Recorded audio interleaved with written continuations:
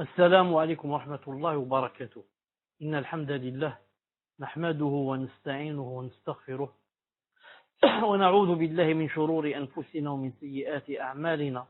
من يهده الله فلا مضل له ومن يضلله فلا هادي له، وأشهد أن لا إله إلا الله وحده لا شريك له، وأشهد أن محمدا صلى الله عليه وسلم عبده ورسوله.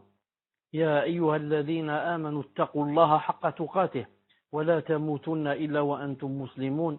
يا أيها الناس اتقوا ربكم الذي خلقكم من نفس واحدة وخلق منها زوجها وبث منهما رجالا كثيرا ونساء، واتقوا الله الذي تساءلون به والأرحام إن الله كان عليكم رقيبا. يا أيها الذين آمنوا اتقوا الله وقولوا قولا سديدا يصلح لكم أعمالكم ويغفر لكم ذنوبكم، ومن يطع الله ورسوله فقد فاز فوزا عظيما. ألا إن أصدق الكلام كلام الله، وخير الهدي هدي محمد صلى الله عليه وسلم، وشر الأمور محدثاتها، وكل محدثة بدعة، وكل بدعة ضلالة، وكل ضلالة في النار. Donc, حياكم الله عز وجل en cette soirée du samedi 1er Jumada الثانية 1436 de l'Hégire. Naam, correspondant 21 mars 2015, bi'idhnillahi ta'ala, donc avec le 17e cours, incha'Allah ta'ala, des trois fondements. Si vous vous rappelez, naam, on avait vu que Ibn Kathir, rahimahullah ta'ala, a dit: celui qui a créé ces choses est le seul digne d'adoration. Ensuite, il a dit, et ce qu'on va voir aujourd'hui, il a dit, quant aux différentes formes d'adoration, comme l'islam, la soumission, l'iman, l'ihsan, etc.,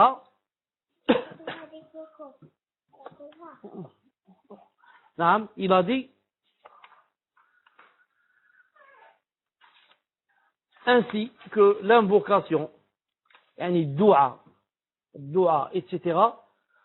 Et c'est mieux, on va commencer par ça directement. Ainsi que l'invocation dua, la peur, le khawf, l'espoir, le raja, la confiance, le tawakkul, le désir, le raghba, l'effroi, le rahba, l'humilité, le khushu', la crainte, le khashya, le retour vers Allah, l'inaba, la demande d'aide, l'isti'ana, la demande de protection, l'isti'adha, la demande de secours, l'istighatha, le sacrifice, le serment, le nadr, et autres formes d'adoration qu'Allah Ta'ala a ordonné d'accomplir sont toutes pour Allah Azza wa Jal. La preuve réside dans la parole d'Allah Subhanahu wa Ta'ala, parce qu'Allah Subhanahu wa Ta'ala a dit dans le Coran: وَأَنَّ الْمَسَاجِدَ لِلَّهِ فَلَا تَدْعُوا مَعَ اللَّهِ أَحَدًا. Les mosquées sont consacrées à Allah. N'invoquez donc personne avec Allah subhanahu wa ta'ala. Naam. Ensuite il a dit: quiconque donc, vous, une de ces formes d'adoration à un autre qu'Allah Azza wa Jal, est un polythéiste mécréant. La preuve à ce sujet réside dans la parole d'Allah Azza wa Jal: وَمَنْ يَدْعُ مَعَ اللَّهِ إِلَهًا آخَرَ لَا بُرْهَانَ لَهُ بِهِ فَإِنَّمَا حِسَابُهُ عِنْدَ رَبِّهِ إِنَّهُ لَا يُفْلِحُ الْكَافِرُونَ. C'est-à-dire, c'est le Mu'minun bien sûr, 117. Et quiconque invoque avec Allah subhanahu wa ta'ala une autre divinité, sans avoir la preuve évidente de son existence, aura à en rendre compte à Allah subhanahu wa ta'ala, son Seigneur. En vérité, les mécréants ne réussiront pas. Cheikh Ibn Uthaymin, rahimahullah ta'ala, dit, il commente ici après ce verset, il dit: l'auteur a cité un ensemble de formes d'adoration et a déclaré que quiconque voue une de ces formes d'adoration à autre qu'Allah Azza wa Jal est un polythéiste mécréant. Il s'est basé, il a dit, Cheikh Ibn Uthaymin dit, il a dit, il s'est basé sur la parole d'Allah subhanahu wa ta'ala, lorsqu'il a dit, وَأَنَّ الْمَسَاجِدَ لِلَّهِ فَلَا تَدْعُوا مَعَ اللَّهِ أَحَدًا وَأَنَّ الْمَسَاجِدَ لِلَّهِ فَلَا تَدْعُوا مَعَ اللَّهِ أَحَدًا. C'est-à-dire, les mosquées sont consacrées à Allah. N'invoquez donc personne avec Allah. Ainsi que l'autre verset où Allah subhanahu wa ta'ala a dit وَمَنْ يَدْعُ مَعَ اللَّهِ إِلَهًا آخَرَ لَا بُرْهَانَ لَهُ بِهِ فَإِنَّمَا حِسَابُهُ عِنْدَ رَبِّهِ إِنَّهُ لَا يُفْلِحُ الْكَافِرُونَ.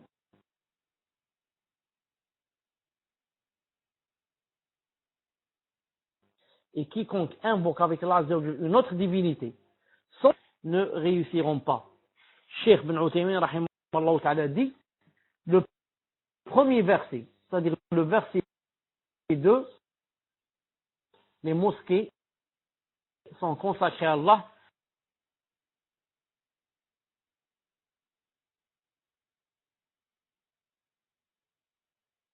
N'invoquez donc personne avec Allah. Le premier verset, et n'adorez rien au moyen de la prosternation en dehors de lui. Et dans le second verset, où il a dit, et quiconque invoque avec Allah une autre divinité sans avoir la preuve évidente, c'est-à-dire de son existence, aura à rendre compte à son Seigneur. En vérité, les mécréants ne réussissent pas. Il a dit, le second verset, celui-là, est une preuve dans ce contexte. Car Allah Azza wa Jal a expliqué que quiconque invoque une autre divinité, en plus d'invoquer Allah Azza wa Jal, est mécréant. En effet, Allah Ta'ala a dit, en vérité, les mécréants ne réussissent pas. En outre, dans sa parole, lorsqu'Allah Azza wa Jal a dit, sans avoir la preuve évidente de son existence, nous pouvons déduire qu'il n'existe pas d'argument prouvant la multiplicité des divinités. Ainsi, cette caractéristique, sans avoir la preuve évidente de son existence, est donc informative et explicative. Il ne s'agit pas d'une caractéristique limitative qui ne concernerait pas ceux qui possèdent une preuve au sujet de la multiplicité des divinités. En effet, l'existence d'un argument prouvant qu'il y a une divinité avec Allah est impossible. Que veut dire ici le Cheikh rahimahullah ta'ala?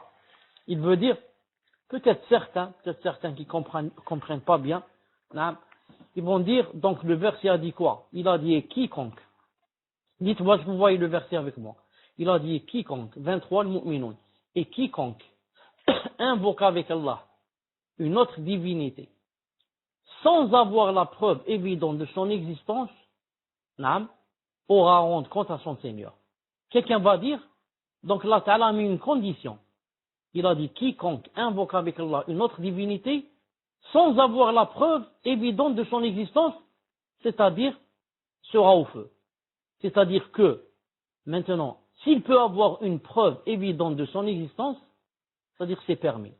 Vous avez compris? Quelqu'un va dire, Allah Ta'ala a mis une condition.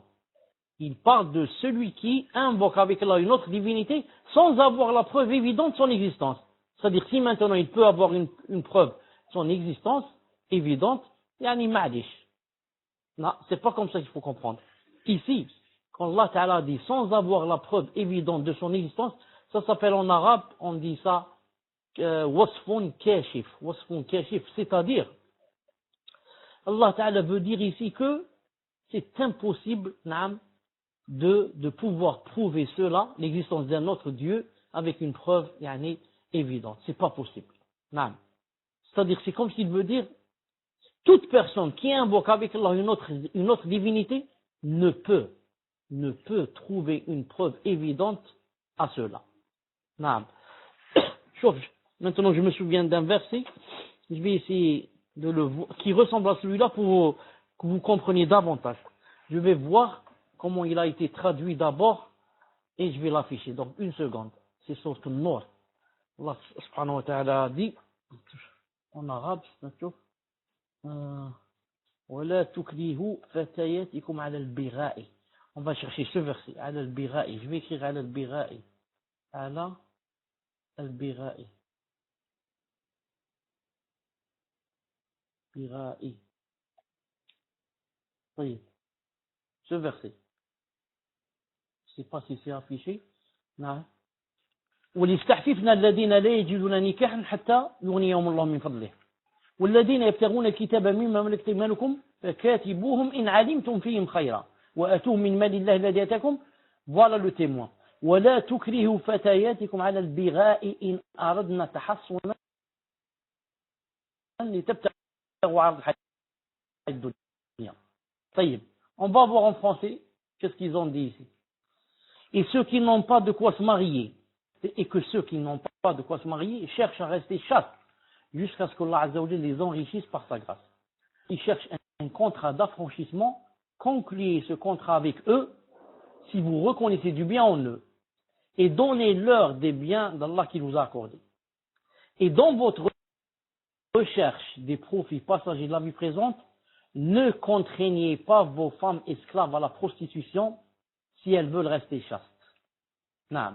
Quand il a mis ici la condition, il a dit ne contraignez pas vos femmes, ne contraignez pas vos femmes esclaves à la prostitution si elles veulent rester chastes. Donc quelqu'un va dire, donc si elle ne veut pas rester chaste, j'ai le droit de la contraigner à la prostitution. Mais c'est pas ce qu'a voulu Allah subhanahu wa ta'ala dire. Non. Il a voulu dire qu'il ne faut pas contraigner les femmes esclaves à la prostitution, non, car cette charia veut qu'elles restent chastes.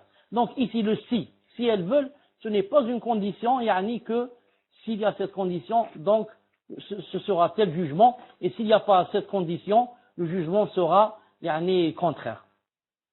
Donc c'est ce que j'ai voulu dire, Inch'Allah ta'ala, maintenant c'est clair avec cet exemple, qu'Allah subhanahu wa ta'ala, lorsqu'il a dit dans le verset, et quiconque invoque avec Allah Azza wa Jalla une autre divinité sans avoir la preuve évidente de son existence aura rendre compte à Allah. Ça ne veut pas dire que si maintenant il invoque avec Allah Azza wa Jalla une autre divinité en ayant la preuve de son existence, ça ne veut pas dire cela. Mais il veut dire que toute personne qui invoque avec Allah une autre divinité ne peut avoir jamais une preuve évidente de son existence.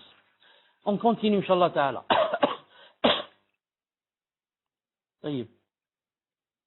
Donc, Cheikh Ibn Uthaymin, rahimahullah ta'ala, dit, il dit, ici, ce qu'a dit l'auteur. Ici, il dit, de même, il y a le hadith suivant. Du prophète sallallahu alayhi wa sallam qui dit l'invocation est l'essentiel de l'adoration.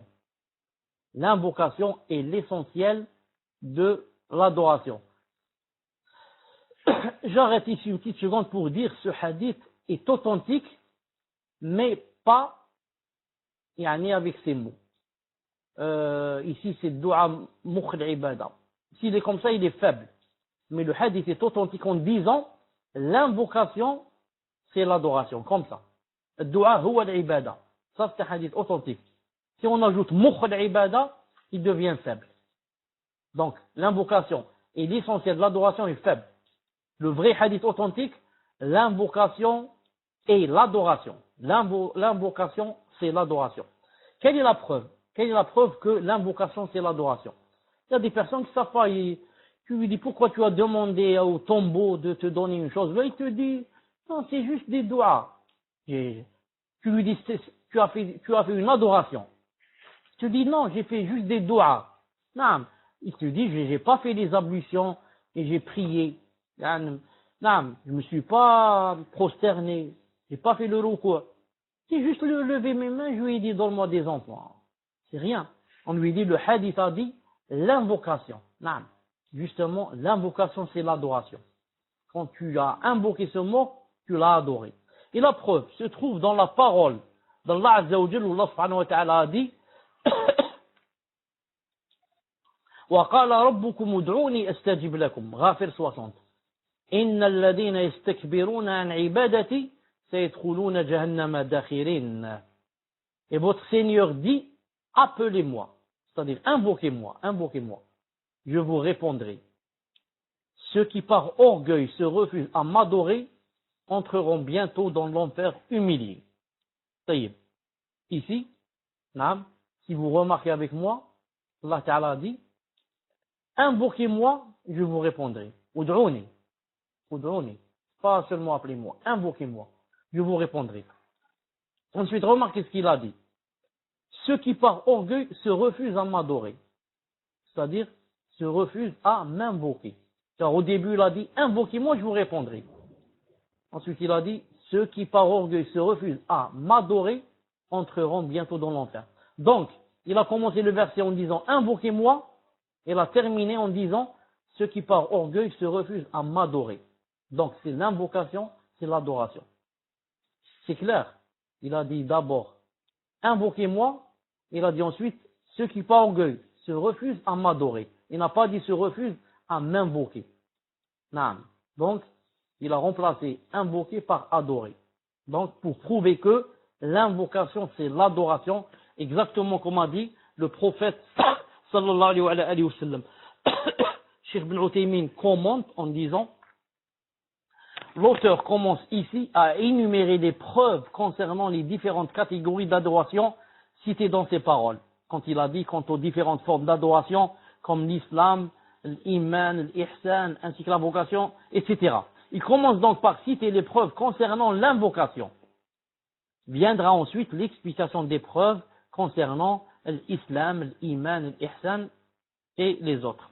Ainsi, l'auteur, rahimahullah ta'ala, appuie son argumentation par ce qui a été rapporté du prophète alayhi salam qui aurait dit l'invocation est l'essentiel de l'adoration.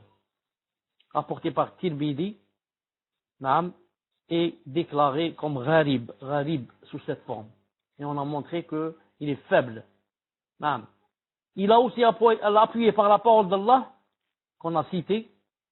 Et votre Seigneur dit, invoquez-moi, je vous exaucerai. Ici, il a dit, dans le livre, j'ai invoquez-moi à la place de appelez-moi. Et c'est ça la vraie traduction. Invoquez-moi. Ud'ouni. Il n'a pas dit nadoni, appelez-moi. Ud'ouni. Cheikh dit, ce noble verset indique donc que l'invocation fait partie de l'adoration. En effet, dans le cas contraire, il n'aurait pas été correct de dire, ceux qui par orgueil se refusent à m'adorer entreront bientôt dans l'enfer humilié. Si c'était pas ça, il n'aurait pas dit ça. Mais il aurait dit, ceux qui refusent par orgueil à m'invoquer.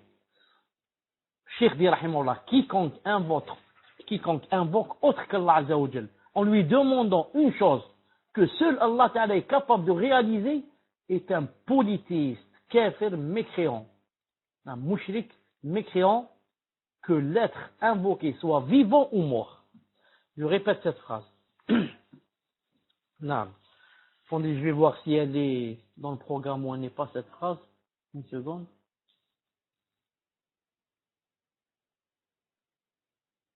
طيب. L'invocation est sur de l'adoration. Donc, comme on l'a dit, votre Seigneur dit, appelez-moi, c'est-à-dire invoquez-moi, je vous répondrai. Je vous répondrai. Cheikh Rahimahullah a dit, phrase très importante, quiconque invoque autre qu'Allah Azza wa Jal, comment cela? Comment il l'adore?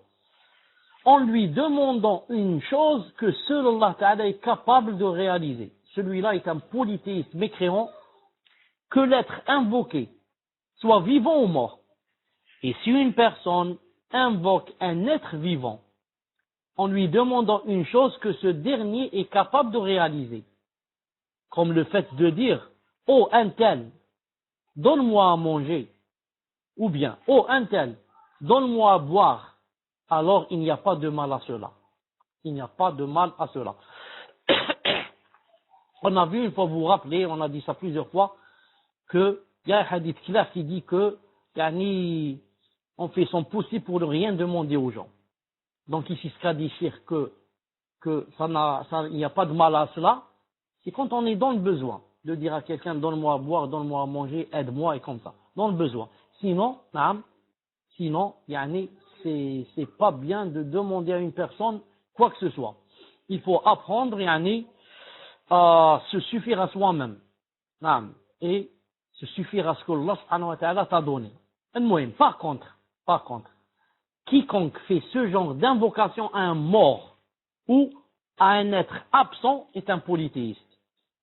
Maintenant, si quelqu'un est avec moi dans la chambre, lui dit donne-moi à boire ou bien ramène-moi de l'eau, va m'acheter ceci, cela. Il dit ça c'est possible, il n'y a pas de mal, et nous on a dit surtout si c'est dans le besoin. Mais maintenant, si je demande ça à un mort, ou bien à un être absent, un être qui n'est pas avec moi, je suis maintenant dans une pièce et je dis à quelqu'un qui est absent, je dis à mon père qui est loin à 30 kilomètres, je lui dis donne-moi à boire, donne-moi à manger, j'ai faim, va m'acheter quelque chose, et comme ça. Il a dit, dans ce cas, la personne est devenue kafir. Pourquoi? Ou bien tu as demandé à un mort, ou bien tu as demandé à un présent qui est absent. Présent qui est absent. Certains ont ajouté ici quelque chose que le cheikh n'a pas cité à rahmatullahi ta'ala. C'est quoi? Aussi le fait de demander à un présent, quelqu'un qui est présent, mais quelqu'un qui n'a pas les capacités et les moyens.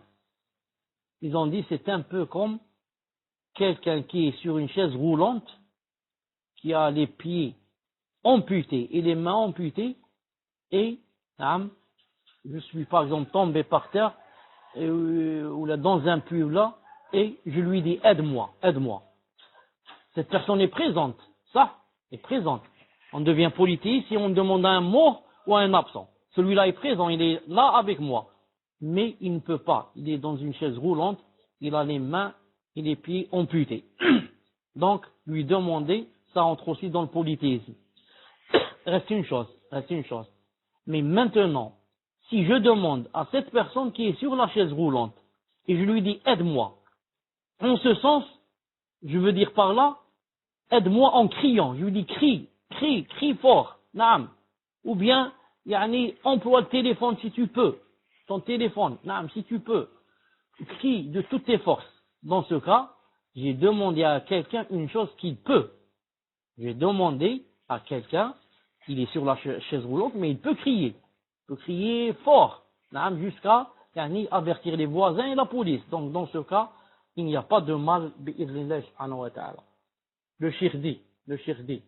Par contre, quiconque fait ce genre d'invocation à un mort ou à un être absent est un polythéiste, car le mort ou l'absent n'ont pas les capacités de répondre à ce genre de demande.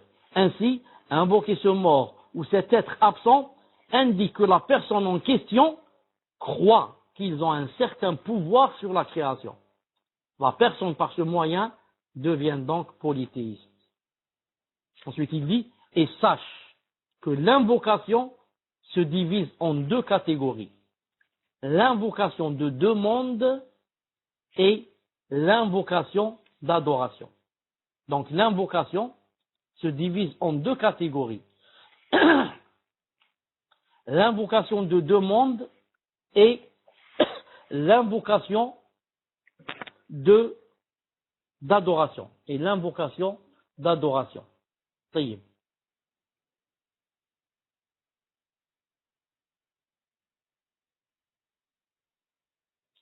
La première, donc il y a l'invocation de demande et on va la citer ici, elle consiste à demander que l'on réponde à un besoin. La demande d'invocation, pour l'invocation de demande, c'est le contraire. L'invocation de la demande consiste à demander que l'on réponde à un besoin. C'est une adoration si elle est dirigée du serviteur vers son Seigneur. En effet, elle implique la reconnaissance par le serviteur de sa pauvreté face à Allah Azza wa Jal. qu'on appelle iftiqar. Sa demande, elle implique le refuge auprès de lui et la croyance au fait qu'il est capable, généreux, large dans sa bonté et sa clémence.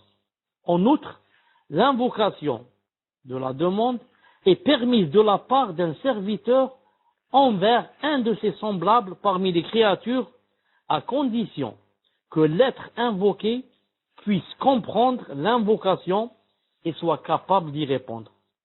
Comme cela a été déjà expliqué pour l'invocation du type « Oh un tel, donne-moi à manger » Oh un tel, donne-moi à boire. Donne-moi à boire. Donc, ça c'est l'invocation de demande. Donc je résume, l'invocation de demande, c'est ou bien ce que le serviteur demande à Allah subhanahu wa ta'ala, en reconnaissant que c'est lui le riche et nous le pauvre, c'est lui qui a la capacité et nous qui ne pouvons rien et comme ça, ou bien cette demande peut être adressée à quelqu'un de semblable de nous, comme nous. Non. Mais à condition qu'on a cité, c'est-à-dire les conditions qu'on a citées, à condition que celui auquel on demande soit présent, ne soit pas mort d'un côté, et de l'autre ne soit pas absent, et qu'il puisse comprendre l'invocation, et que en même temps, il soit capable d'y répondre. Quant à l'invocation d'adoration,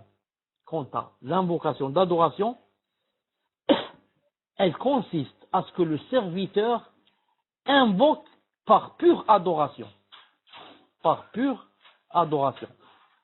en espérant la récompense de celui qui est invoqué et en craignant son châtiment. Ce type d'invocation n'est valable que si elle est vouée à Allah Azza wa Jal. Et ce type d'invocation, le vouer à un autre que lui, est une forme de polythéisme majeur qui exclut la personne qui s'en rend coupable de l'islam.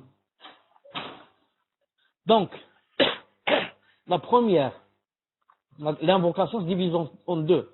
Invocation de demande et invocation d'adoration. Invocation de demande, elle peut être adressée à Allah Ta'ala et aussi aux créatures avec les conditions qu'on a citées. Quant à l'invocation d'adoration, celle-là ne peut être dirigée que vers Allah subhanahu wa ta'ala. C'est comme la salat. Quand la personne prie, c'est une invocation aussi, mais d'adoration, pas de demande, d'adoration. Pourquoi on dit ça, ça s'appelle aussi une invocation? Car quand tu pries, tu es en train de demander à Allah subhanahu wa ta'ala. Dans le ruku', tu dis des choses, dans le sujoud, tu dis des choses, et tu pries pourquoi? Pour lui demander aussi de te pardonner, de te faire entrer au paradis, d'éloigner toi l'enfer. Voilà, dua al-mas'ala et dua al-ibada. Dua al-mas'ala, demande, invocation de demande. Ça peut être pour Allah et les créatures, avec des conditions.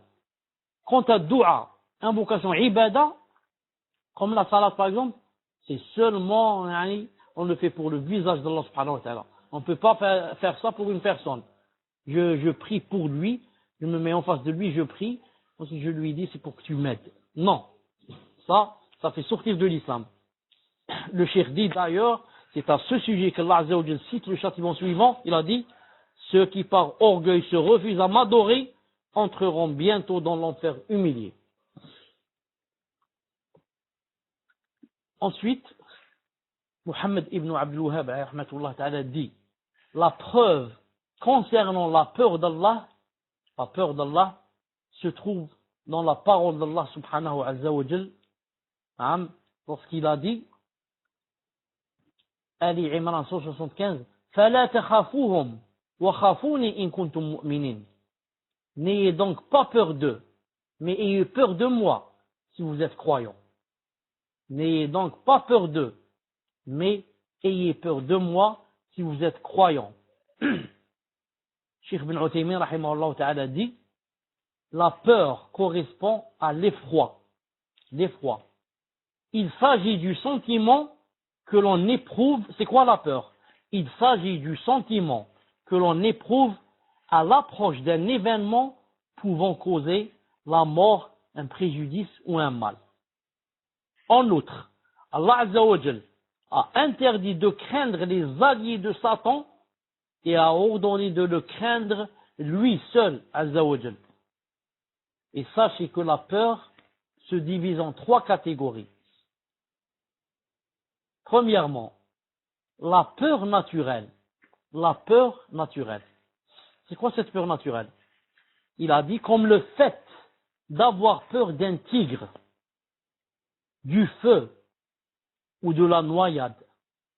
J'ajoute entre parenthèses, et même de la mort. Il n'y a pas une personne qui n'a pas peur de la mort. Du tremblement de terre. Non, c'est des choses, des peurs naturelles. Il a dit, ce type de peur n'est pas blâmable. Allah Azza wa Jal a dit au sujet de Moussa alayhi salam, Moïse, il a dit, فأصبح في المدينة خائفا يترقب. القصص 18. فأصبح موسى عليه السلام أصبح في المدينة خائفا يترقب.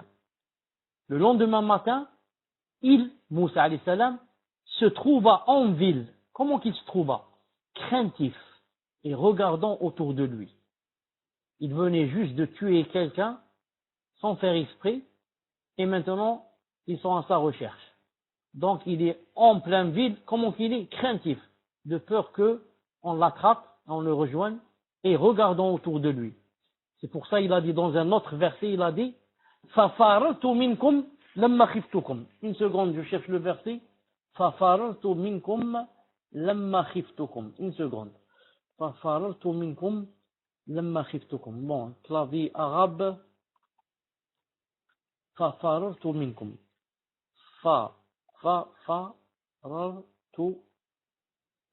مِنْكُمْ. منكم. Ici, va donner. Ça y est. Une seconde. Ça n'a pas donné. Donc, je vais réécrire. Voilà. Regardez ce verset. En français, Moussa alayhi salam dit, je me suis donc enfui de vous quand j'ai eu peur de vous. Puis mon Seigneur m'a donné la sagesse et m'a désigné parmi ses messagers.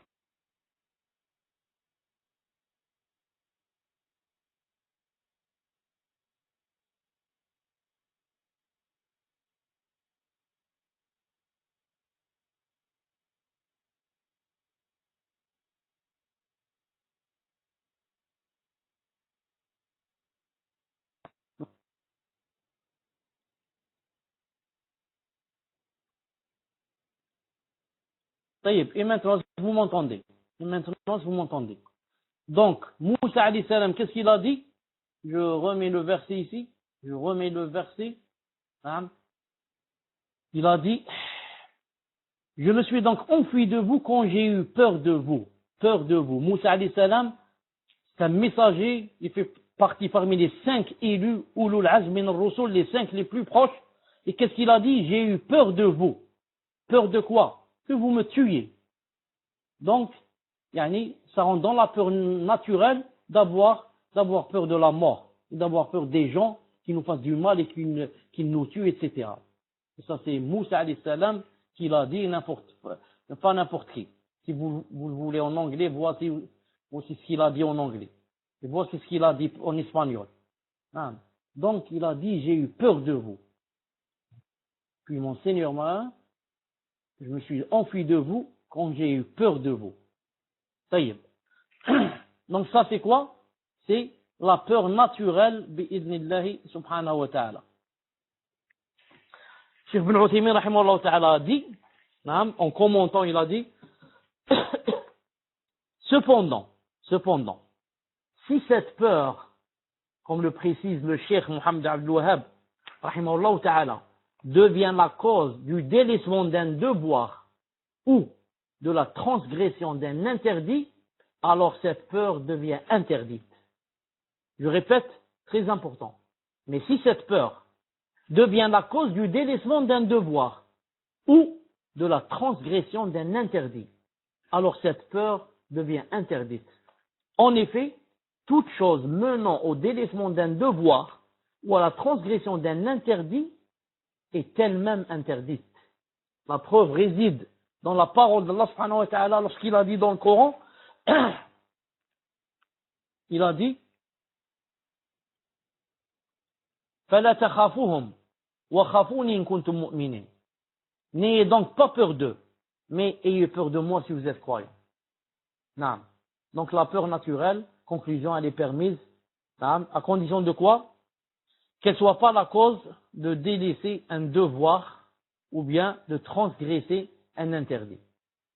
Non. Ça c'est la première peur. Non. Et cette peur elle-même, il dit ici, Cheikh, de plus la peur d'Allah Azza wa Jal, la peur d'Allah Azza wa Jal peut être louable comme elle peut être blâmable.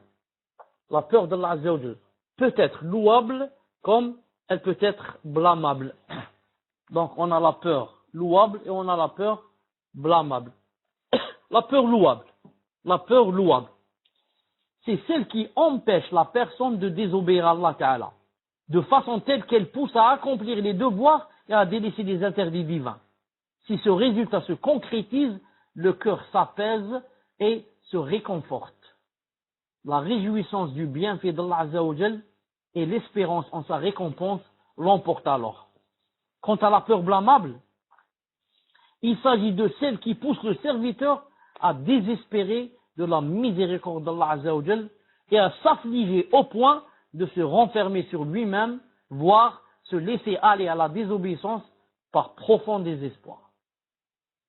Donc la peur d'Allah Azza wa Jal elle-même se divise en deux. Une peur louable qui te pousse à faire les devoirs et t'empêche de faire les interdits. Et masha'Allah, elle remplit ton cœur d'amour d'Allah Azza wa Jal. Quant à la peur blâmable, c'est celle, j'ai peur d'Allah Azza wa Jal au point où ça me pousse à désespérer de cette vie, à désespérer du paradis, désespérer de ne pas entrer en enfer. Et donc, peut-être même, comme il dit ici, à laisser la désobéissance et à aller vers la désobéissance par profond désespoir. Ça, c'est interdit, c'est une peur blâmable. Tout cela, c'était quoi si vous vous rappelez? Tout cela, c'est premièrement la peur, on revient un peu haut, c'était la peur naturelle. Deuxièmement, la peur d'adoration. Premièrement, la peur naturelle. Deuxièmement, la peur d'adoration. La peur d'adoration, il s'agit de la peur par laquelle on adore un être. Celle-ci ne peut être vouée qu'Allah Azza wa Jal. La vouer à un autre qu'Allah Azza wa Jal est une forme de polythéisme majeur. Donc c'est la peur d'adoration. Quelqu'un a peur d'une personne au point de l'adorer. S'il lui dit prosterne-toi, il se prosterne. Et quand je dis il se prosterne, il se peut qu'il se prosterne, mais par contrainte, dans le cœur, en disant dans son cœur, tu es un shaitan. Tu vas voir ce que Allah Ta'ala va te faire yawm al-qiyamah. Espèce de taroté comme ça. Non, je parle pas de cette catégorie. Celui qui se prosterne en ressentant un plaisir à se prosterner. Il ressent de l'humilité. Il ressent, que on doit se prosterner à cette personne. Que cette personne mérite la prosternation. Non seulement j'ai peur d'elle, mais elle mérite aussi. Il dit, ça devient du kufr et du shirk. Et ça fait sortir de l'islam. Ça fait sortir de l'islam. Troisièmement, la peur occulte. La peur occulte. Comme le fait de craindre l'occupant d'une tombe ou un saint éloigné qui ne peut influer en rien, mais dont une personne a peur de manière occulte. Cela aussi a été cité par les savants comme étant une forme de polythéisme. Une forme de polythéisme. Le fait de craindre l'occupant d'une tombe quand quelqu'un est mort. Il est mort. Non. Il y a des gens, s'il va devant un tombeau, il a peur de celui qui est à l'intérieur de la tombe. Il se dit, il peut me faire du mal et il peut faire de sorte que mes enfants ne vivent pas, par exemple. Ou que ma fille meure. Ou que des maladies risquent de m'attraper. Non. S'il s'énerve contre moi et si, par exemple, je vais pas lui égorger quelque chose devant lui, ou si ceci, cela. Non. Donc, ce genre de peur, ça fait sortir de l'islam. Ça fait sortir de l'islam. Il a dit la même chose si on a peur d'un saint éloigné qui ne peut influer en rien, mais dont une personne a peur de manière occulte. Ça se trouve beaucoup chez nos mères et nos grands-mères et nos grands-pères et nos pères et les vieux. Et en général, pas seulement chez les vieux, chez toute personne qui est jahil, toute personne qui est jahila et qui ne connaît rien en la aqidah peut avoir ce genre de peur occulte. Le cheikh dit, ça c'est par rapport à la peur, ça c'est par rapport à la peur. Ensuite, maintenant il va parler de l'espoir. Il va parler de l'espoir. Il dit, la preuve concernant l'espoir en Allah Azza wa Jal, la preuve concernant l'espoir en Allah Azza wa Jal réside dans la parole d'Allah subhanahu wa ta'ala, فَمَنْ كَانَ يَرْجُو لِقَاءَ رَبِّهِ فَلْيَعْمَلْ عَمَلًا صَالِحًا وَلَا يُشْرِكْ بِعِبَادَةِ رَبِّهِ أَحَدًا. Le Kahf, tout le monde connaît le verset. Quiconque donc espère rencontrer son Seigneur, qu'il fasse deux choses.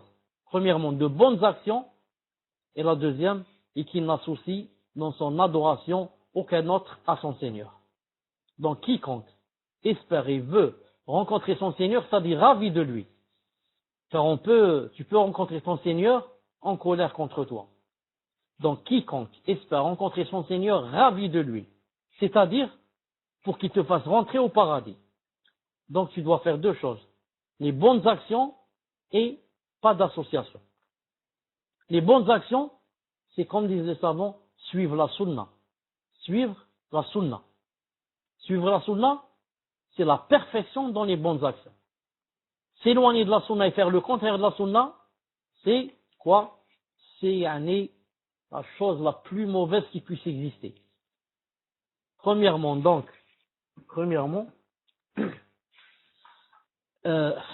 suivre la sunna, et deuxièmement, il a dit, pas d'association. Pas d'association, c'est la sincérité, l'ikhlas. C'est pour ça que les savants disent, pour qu'une adoration soit correcte et acceptée, il lui faut deux conditions.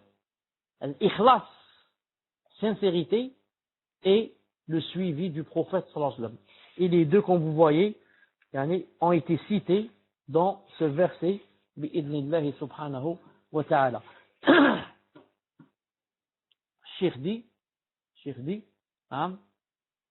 une seconde, il dit, l'espoir, il a dit, c'est le fait. C'est quoi l'espoir? Comme il a expliqué tout à l'heure, il a parlé de la peur, il a expliqué c'est quoi la peur. Non.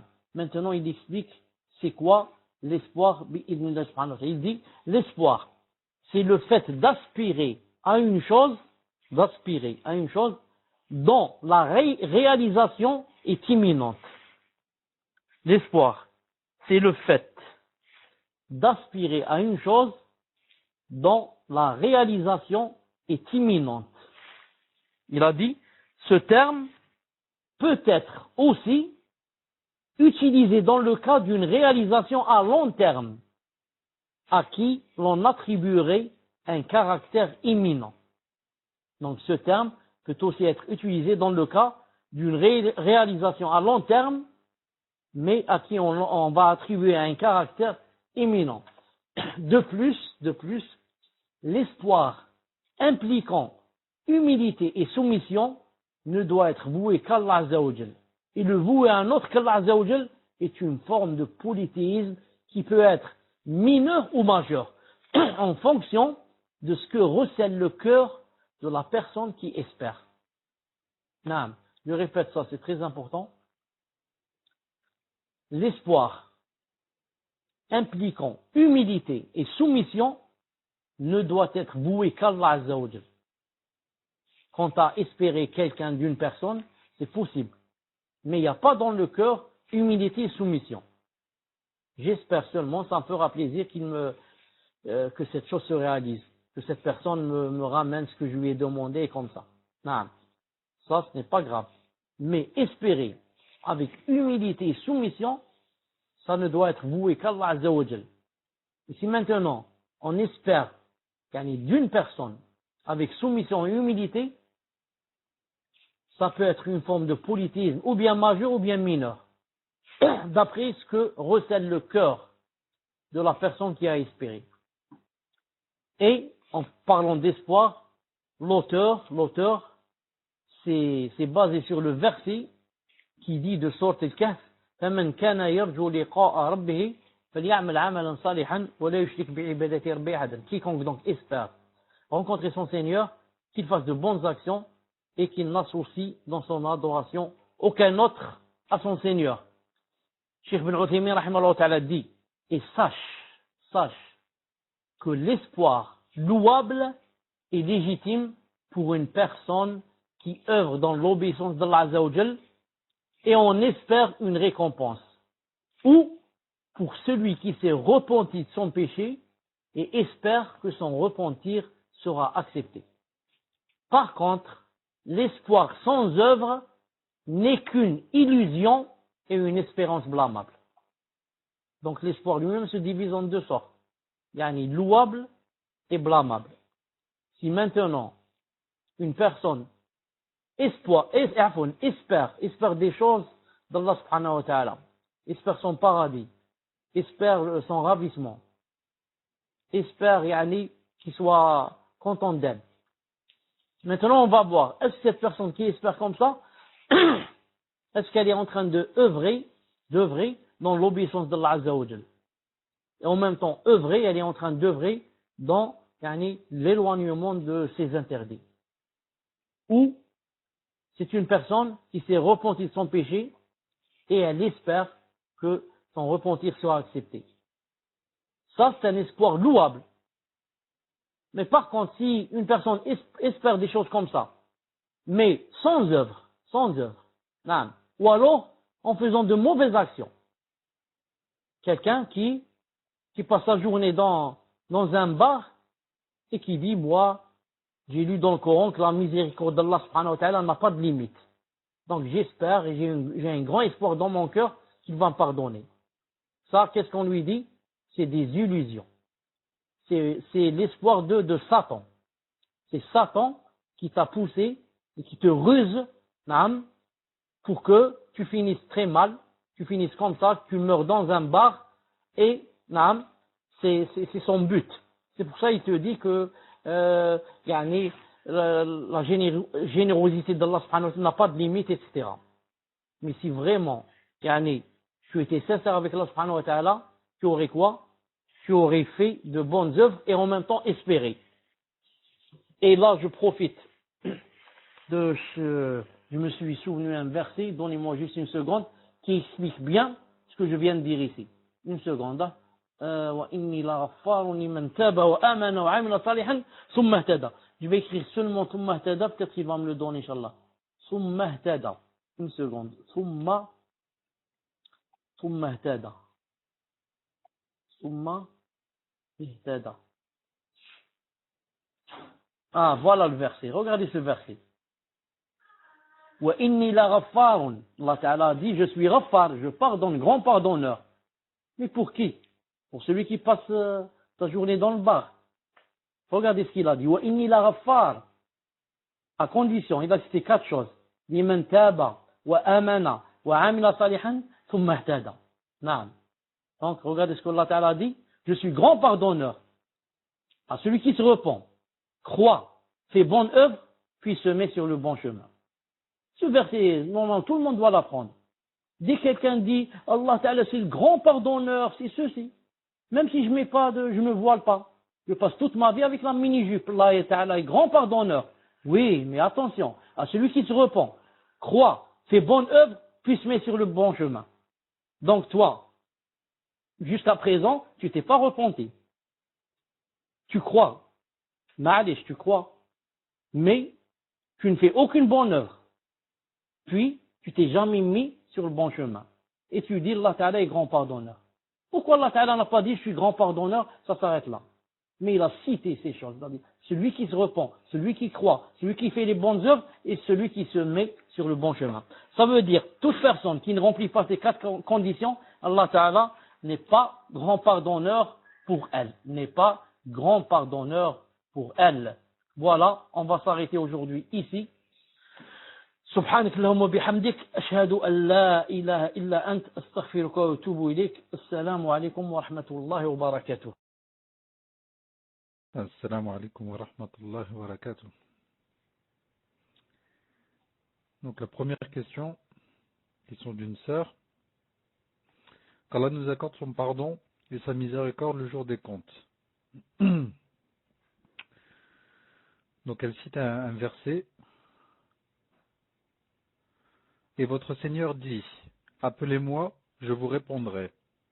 Ceux qui par orgueil se refusent à m'adorer entreront bientôt dans l'enfer humiliés. D'après ce verset, peut-on dire que tous ceux qui refusent d'adorer Allah sont des orgueilleux? Ceux qui refusent d'adorer Allah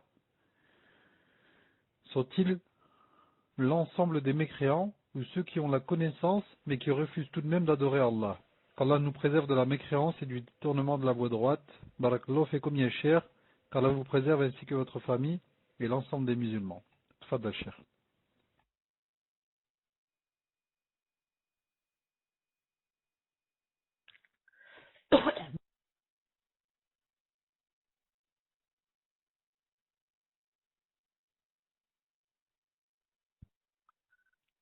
Pas toute personne qui n'adore pas Allah subhanahu wa ta'ala, cela implique qu'elle le fait par orgueil. Même si la plupart des gens qui n'adorent pas Allah subhanahu wa ta'ala le font par orgueil. Quel est le dalil? Que ce n'est pas toujours par orgueil, c'est que des fois la personne est jahil. Une personne est vraiment loin, qu'elle ne sait même pas qu'il y a un Dieu qu'il faut adorer, qu'il y a le vrai Dieu, la vraie divinité de Allah subhanahu wa ta'ala, et qu'il y a un jour où on va le rencontrer, qu'il y a le paradis, qu'il y a l'enfer, qu'il y a ceci, qu'il y a cela. Donc, des personnes qui sont vraiment été éloignées de par leur ignorance et de ce qu'a fait d'eux le shaitan. Shaitan, avec ses shubuhat, avec ses shahawat, avec ses ruses, ceci, cela. Donc, ce n'est pas toujours par orgueil que l'on n'adore pas Allah subhanahu wa ta'ala. Pour que ça soit par orgueil, il faudrait que la personne sache, qu'elle sache, et qu'elle ne veuille pas. C'est pour ça que celui qui n'adore pas Allah subhanahu wa ta'ala par orgueil, c'est plus grave que celui qui ne l'adore pas par jahl.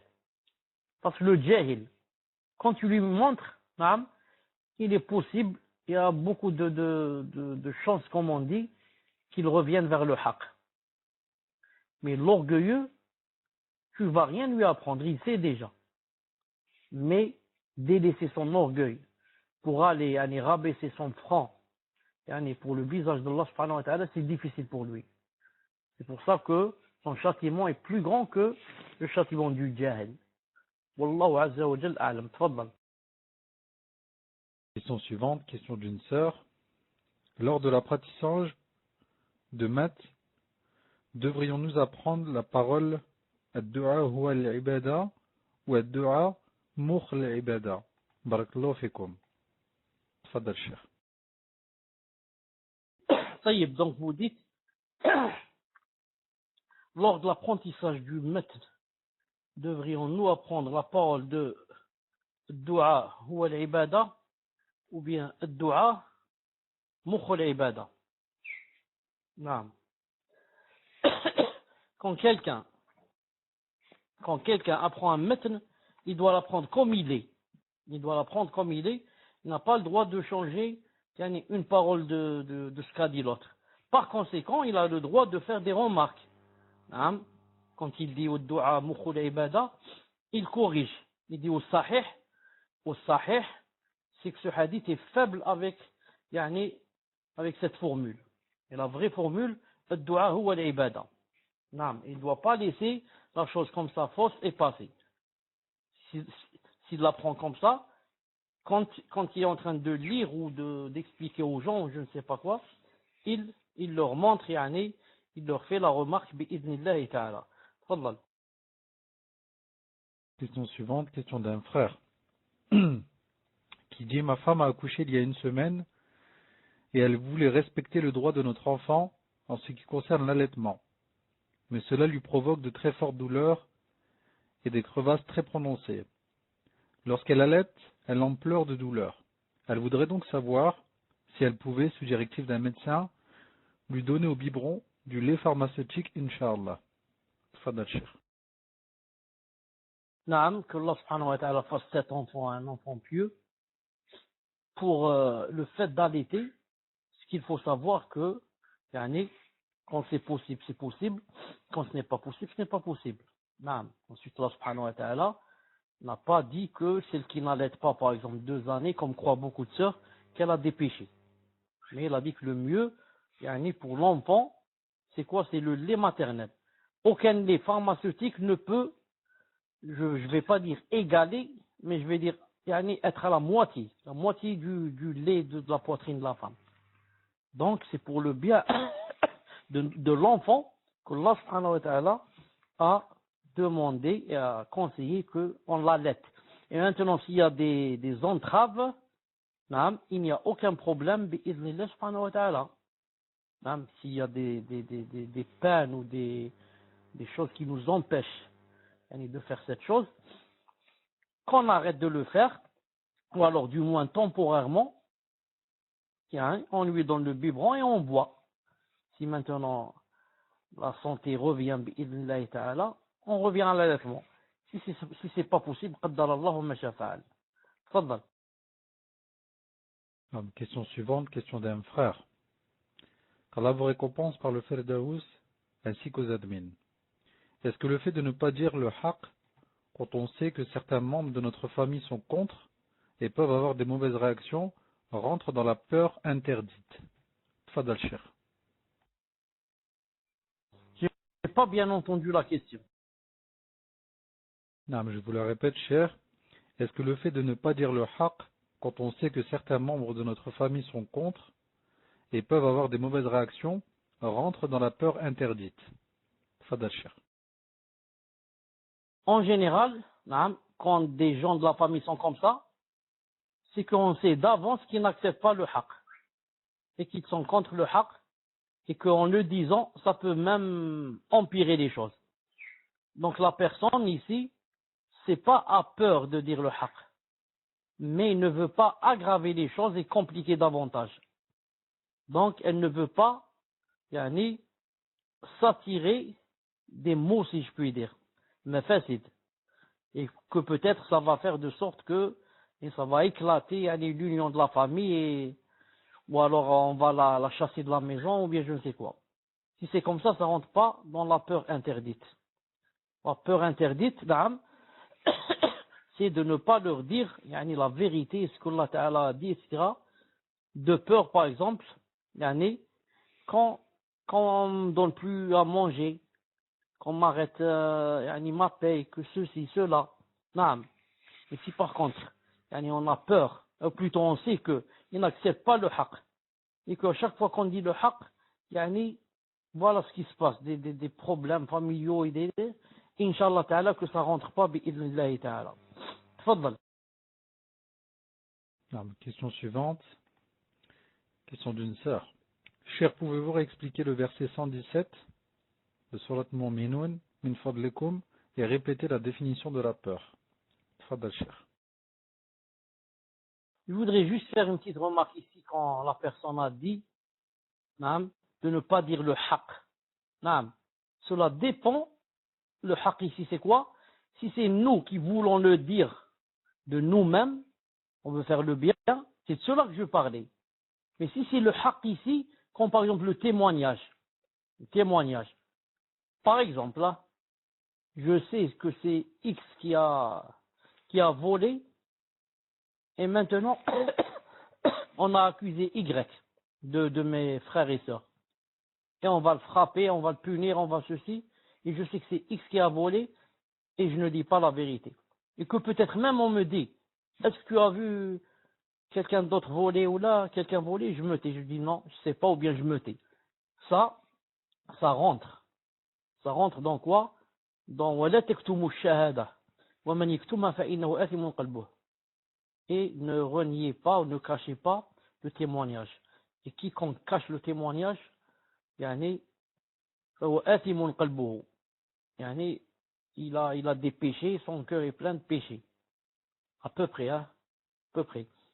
Donc, il faut comprendre que ce que je disais, ne pas dire le haq, c'est-à-dire c'est nous qui voulons dire le haq et leur dire que Allah Ta'ala dit ceci, cela, mais ça va donner des problèmes et je sais qu'ils n'acceptent pas, etc.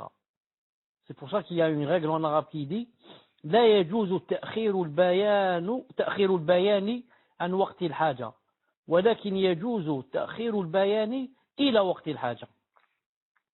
Je répète, لا يجوز تأخير البيان عن وقت الحاجة mais لكن يجوز تأخير البيان إلى وقت الحاجة.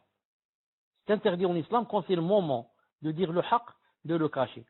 Par contre, c'est permis en islam de retarder le haq, de ne pas dire et de le cacher jusqu'à ce que vienne son moment. Voilà, de le différer jusqu'à ce que vienne son moment bi'idhnillahi ta'ala. Donc, Muslim, quel est le verset qu'on m'a demandé d'expliquer? C'est quel numéro, barakallahu fik? Le verset 117, cher.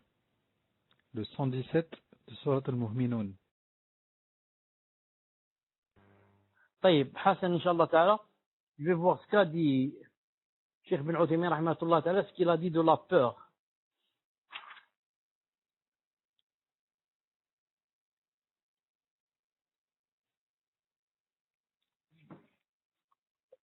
Cheikh bin Uthaymin rahmatullah ta'ala, il a peur.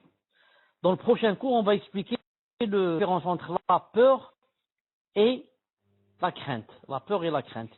Il dit ici la peur correspond à l'effroi. L'effroi. Une seconde. L'apostrophe E2FROI. L'effroi.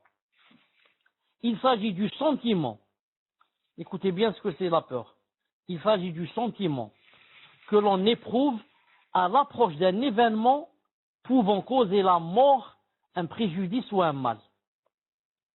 Donc, c'est tout sentiment qu'on a dans le cœur à l'approche d'un événement qui peut nous causer ou bien la mort ou bien un préjudice ou un mal.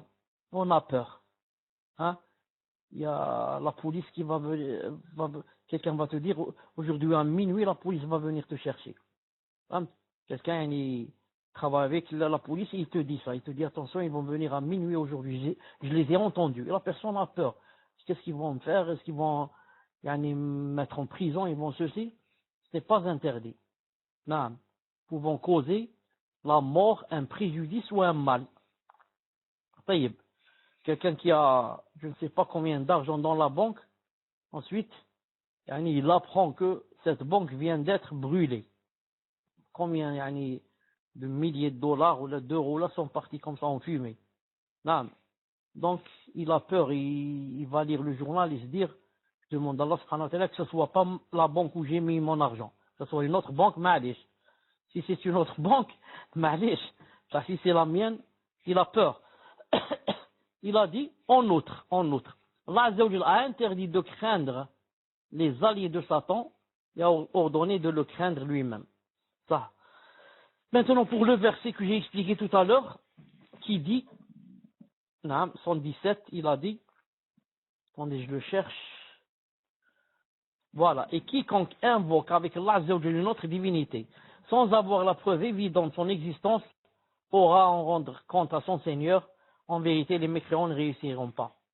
Je dis, on va simplifier un peu pour que vous compreniez. Donc Allah Ta'ala dit quiconque invoque avec Allah une autre divinité. Donc quiconque, adore avec Allah une autre divinité, puisque invoquer c'est adorer. Quiconque adore avec Allah Ta'ala une autre divinité, soit en l'invoquant, soit en lui demandant des choses que seul Allah subhanahu wa ta'ala peut donner. Non. On va sauter lorsqu'il a dit sans avoir la preuve. On va sauter ça et revenir.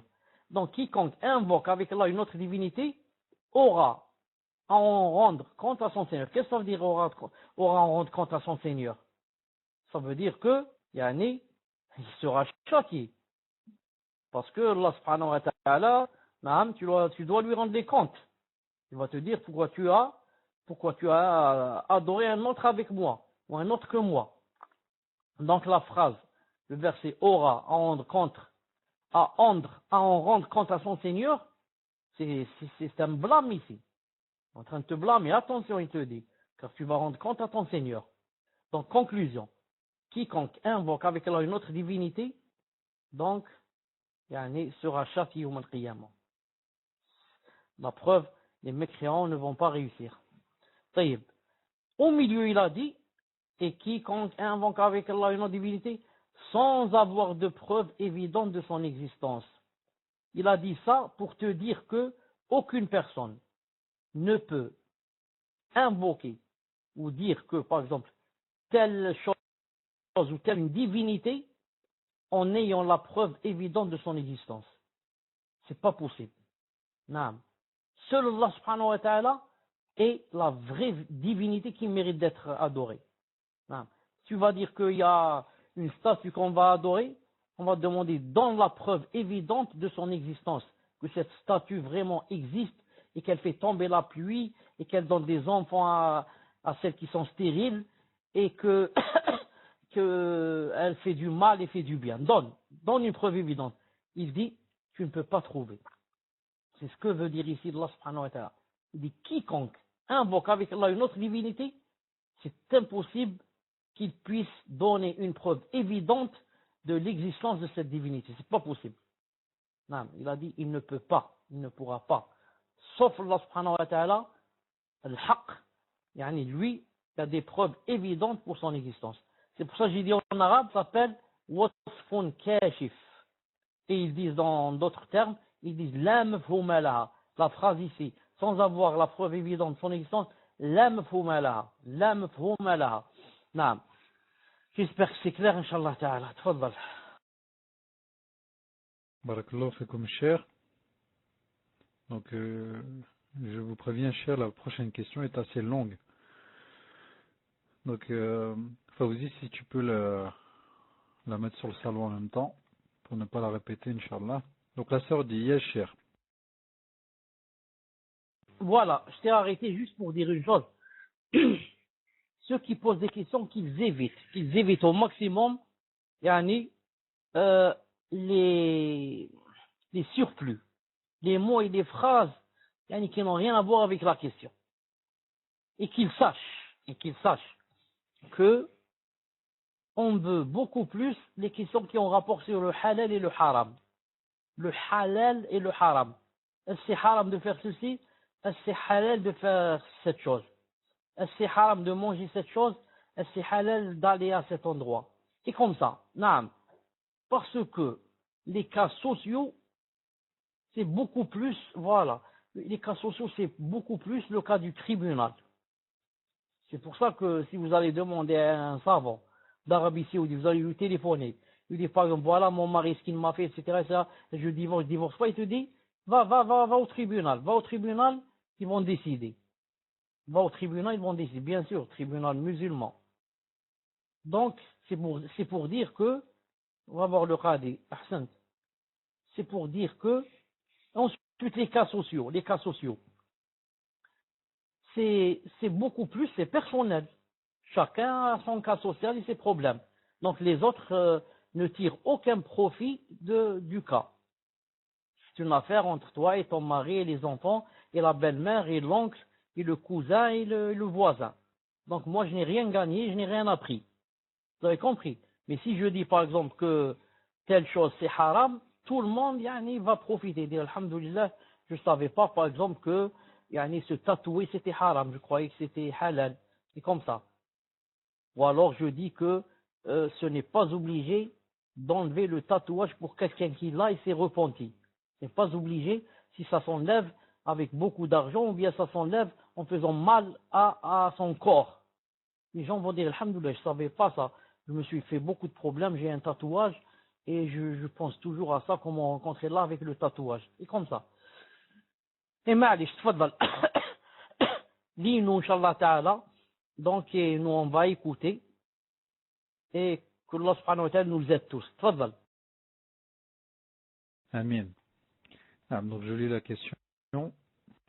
Et donc Fawzi, hein, comme je t'ai dit, si tu peux la mettre sur le salon, Inch'Allah. Donc la sœur dit, Yachir, dans la ville où j'habite, il y a une association très connue qui se nomme Jeunesse musulmane d'Aquitaine, ayant environ 5000 abonnés sur Facebook, notamment qui se réclament de la Salafia, alors qu'en vérité ils se cachent derrière la Salafia. Comme vous pouvez le voir sur leur page Facebook, ils fréquentent et invitent plusieurs personnes mises en garde, comme Abdel Hay Abou Ishaq, qui insulte les savants, Hatim Abou Abdullah, du CEP, mis en garde par Cheikh Wasiyullah, Sofiane Abou Ayoub, etc. Et ils propagent des vidéos de Ahmed El-Hazimi, Abdelaziz El-Tarifi, Mohamed El-Mukhtar El-Shinqiti, tout en publiant des vidéos de Cheikh Al-Fawzan, Cheikh Al-Uthaymin, Cheikh Ibn Baz, etc. Ils soutiennent et font venir dans la région l'association Baraka City, dont vous nous aviez mis en garde. D'ailleurs, le principal dirigeant de Baraka City, Idriss Sehamdi, s'est dévoilé récemment par lui-même dans ses tweets. On voit qu'il soutient les frères musulmans d'Égypte et cite Sayyid Qutb. Plusieurs personnes qui faisaient partie de cette association, Jeunesse musulmane d'Aquitaine, se sont rendues compte que cette association n'était pas claire et l'ont quittée. L'une d'entre elles m'a rapporté que le président de cette association lui avait dit que Cheikh Rabi' a de l'irja, et que les savants le savent, mais le cachent car ils ne souhaitent pas faire la fitna. Ils ne souhaitent pas faire de fitna.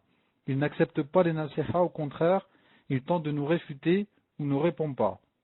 Il se sert notamment de l'épître du Cheikh Abdel Mohsen al-Abbad, Rifqa al-Sunna bi al-Sunna, mais pas de la réplique de Cheikh Najmi sur cette œuvre. Donc je voudrais savoir, que pensez-vous de cette association, ou si vous pourriez vous renseigner pour le prochain cours afin de clarifier cela, car c'est une association très influente ici, notamment chez les nouveaux convertis. Désolé de la longueur de la question. Barakallahu fikum. Tfadal Cheikh. D'abord, pour la longueur de la question, pour moi, cette question n'est pas longue, car, yani, elle contient quelque chose de très important et ne contient pas quelque chose de personnel, ni de social. Non, elle contient quelque chose dans le din. Donc, si c'était yani, personnel, mon mari, mon beau-père et ceci, cela, ça aurait été long. Mais c'est quelque chose qui fait partie du din et du minhaj, bi'idhnillahi ta'ala. Donc, cette association s'appelle, attends, je vais la dire ici, comment ça s'appelle, allez, Jeunesse musulmane d'Aquitaine. Jeunesse musulmane d'Aquitaine. Si, je dis bien si, hein, il y a un si ici. Si ce qu'a dit ici la sœur est vrai et réel, tout ce qu'elle a dit ici est vrai et réel, cette association, il faut mettre en garde contre elle. Et son président est un pervers, fasiq. Pourquoi? C'est un menteur, un grand menteur. Il a menti sur Cheikh Rabi' quand il a dit il a de l'irja. Pervers, menteur. Menteur sur les savants. Menteur sur les héritiers des prophètes. Cheikh Rabi' a de l'irja. Comme on a dit aussi, Cheikh Al-Albani a de l'irja. Naam. Donc, il n'y a que les takfiriyoun et les haddadiyoun qui disent comme ça. Ce président est un pervers haddadi. Haddadi. La moindre des choses, il est haddadi. S'il n'est pas takfiri, il est haddadi. Naam. Donc, si ce qu'on a rapporté ici est vrai, voilà, Inch'Allah Ta'ala, mon jugement. Maintenant, si la sœur ici a menti et ce n'est pas vrai ce qu'elle a dit, ça c'est autre chose. Naam. Hasbunallah wa ni'mal wakil. Hasbunallah wa ni'mal wakil. Hasbunallah wa wakil. Naam. Donc, attendez, je relis un peu. Déjà, ils ont une page sur Facebook. Naam. Ils invitent des personnes comme Abdel Hay Abou Ishaq. Abdel Hay Abou Ishaq, c'est un pervers. Il insulte les grands savants. Il insulte Cheikh Ubaid et Cheikh Rabi' et Aklik. Il était au Yémen. des frères qui le connaissent du Yémen m'ont rapporté de lui. Ils m'ont dit là-bas, c'était une mafia. Il y avait un groupe, qu'on m'a dit là-bas au Yémen, qu'on appelait eux, les frères. Ils les appelaient les gangsters de France. Et Abu Abdel Hayy en faisait partie, je crois que c'était le chef. Et une fois, il a frappé quelqu'un avec un coup de poing en plein visage. Dites-lui qu'il fasse un audio et qu'il dise que je suis en train de mentir, si j'ai menti. Dites-lui qu'il fasse un audio et qu'il dise que j'ai menti, qu'il n'a pas frappé quelqu'un en plein visage d'un coup de poing. Non, celui-là c'est un jahil. Il n'y a pas de jahil comme lui. Et Allah subhanahu wa ta'ala l'a égaré. Et Shaitan l'a rusé. Maintenant il est quoi? Il est contre les grands savants et il dit quoi? Pourquoi je vous dis le Shaitan l'a rusé? Il dit Alhamdulillah, Alhamdulillah. Maintenant je suis sur la vérité. C'est-à-dire dans le faux, quand j'étais avec les grands savants. Mais maintenant que je suis contre les savants, Alhamdulillah. Allah Ta'ala m'a éclairé, je suis sur la vraie voie. Pervers, Allah yahdik. طيب, donc ils invitent Abdel Hayy la clique, qu'elle dit ici, si c'est vrai. نعم. Et Abu Hatim et je ne sais qui هذا الجماعة propage des vidéos de la clique هذو محمد مختار الشنقيطي الحزيمي كذا ملاه. المهم, il dit tout en publiant des vidéos Cheikh Fawzan, Cheikh Al-Uthaymin, Cheikh Ben Baz. Bien sûr, il faut qu'il publie des vidéos comme ça pour ruser aux jeunes, pour ruser aux nouvelles et aux reconvertis qui ne savent pas. Les takfiris sont des spécialistes, par exemple, des vidéos de Cheikh Ben Uthaymin. Il n'y a pas un takfiri qui ne cite pas Cheikh Ben Uthaymin. Il n'y a pas un takfiri qui ne dise pas Ibn Taymiyyah a dit. Donc ceux-là aussi, bien sûr, ils vont te dire, regarde, nous, on aime Cheikh Fawzan, on aime, ce sont des grands... Naam. Subhanallah al-Azim. Et ils soutiennent Baraka City et la clique. Naam. Donc, et l'autre, qu'est-ce qu'il dit? Le chef de Baraka City, qu'est-ce qu'il dit dans ses tweets? Naam. Il fait donc les éloges de Sayyid Qutb et les frères musulmans. Et ne fait ça qu'un égaré. Qu'un égaré frère musulman caché. C'est seulement un frère musulman caché, égaré, qui peut faire les éloges aux frères musulmans. Donc, si la sœur est critique du gouvernement, si la sœur, ce qu'elle vient de dire est vrai, vérifiez, vous êtes là-bas en France, vérifiez. Si c'est vrai ce qu'elle a dit, il faut mettre en garde toute personne que vous connaissez contre cette association, bi'idhnillah subhanahu wa ta'ala, et que Allah ta'ala vous préserve de son charr et de son mal. Tfaddal. Barakallahu fikum, cher. Donc, question suivante, question d'un frère qui dit, pouvez-vous dire au cher de réexpliquer la demande interdite par rapport à celui qui n'a pas la capacité de répondre, comme l'handicapé, l'absent, le mort, etc. Fadal, cher. En islam, c'est permis de demander une chose à un être humain. C'est même permis de demander à un animal. Si quelqu'un, je ne sais pas, un singe dressé ou un chien, ou je ne sais pas, lui jette une chose, il lui dit va la chercher. C'est pas interdit. Non, parce que tu sais que le chien va la chercher. Et il va la chercher. En islam, c'est permis de demander une chose donc à un être humain, mais des conditions. Avec des conditions. La première, que cet être humain ne soit pas mort. Car si on demande à un mort, ça veut dire quoi? Ça veut dire c'est du polythéisme, on est sorti de l'islam. Le mort ne peut même pas se faire du bien à lui-même. Comment penses-tu qu'il fasse du bien à toi? Donc, pas à un mort, ni à un vivant qui est absent. Par exemple, je suis malade. Je suis seul dans la maison. Non, je suis malade et je suis en train de vomir et peut-être plus grave. Je suis seul dans la maison. Non. Ma mère est vivante, mais elle n'est pas présente. Elle habite dans un autre quartier ou une autre ville ou un autre pays. Et je commence à dire à ma mère, aide-moi.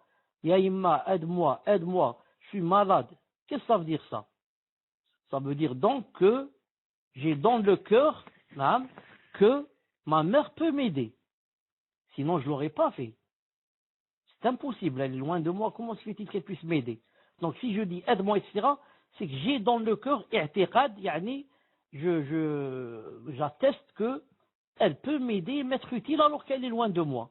Et ça fait sortir de l'islam. Naam. C'est pas possible que quelqu'un t'aide et qu'il soit loin de toi. Il n'y a qu'Allah subhanahu wa ta'ala qui puisse t'aider. Naam. Allah subhanahu wa ta'ala peut aider. Même si tu ne le vois pas, mais il t'aide si tu lui fais des doigts. Mais une personne, il y a des conditions pour qu'elle t'aide, il faudrait qu'elle soit présente. Naam. Maintenant, bien sûr, si elle est dans un autre quartier ou un autre pays ou un autre, et que tu lui demandes de l'aide par téléphone, c'est possible. Par téléphone, par Skype, je lui parle. Je lui dis, maman, aide-moi, envoie-moi une ambulance. Ma'alish. Pourquoi? C'est comme si elle était présente. Je viens de lui parler, elle est en face de moi, elle est dans mon téléphone. Même si elle a 10 000 kilomètres, mais elle m'entend et elle peut faire quelque chose.